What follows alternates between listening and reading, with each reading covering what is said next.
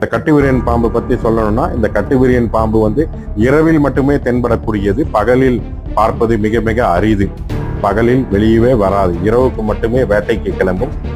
யூஸ்வலா வந்து இந்த பாம்பு பார்த்தீங்கன்னாக்கா தரையில வீட்டுக்குள்ள வந்து தரையில படுத்திருப்பாங்க. இந்த பேஷண்ட் ஆனப்பட்டது கதவு ஏதாவது திறந்திருந்து இல்லை கேப் இருந்துச்சுன்னா அந்த சந்து கேப்ல வந்து இந்த கட்டுவிரியன் பாம்பு வீட்டுக்குள்ள நுழைஞ்சு இந்த பெட்ஷீட்குள்ள வந்து குளிருக்கு இதமாக படுத்துக்கொள்ளும். இப்போ பேஷண்ட் இப்படி திரும்பினாங்கனாக்கா பொட்டுன்னு போட்டுரும். ஸோ அந்த மாதிரி கடிச்சதுனால இவருக்கு வந்து இந்த வலது தொடை பகுதியில் வந்து கடிச்சிருந்திருக்கு. நல்ல வேளை அவர் லுங்கி கட்டியிருந்ததுனால அந்த பாய்சன் ஆனப்பட்டது இந்த லுங்கி மேலே பட்டு உள்ள சதையில பட்டதுனால விஷத்தன்மை ஏறுவதற்கு கொஞ்சம் டைம் ஆயிருக்குது.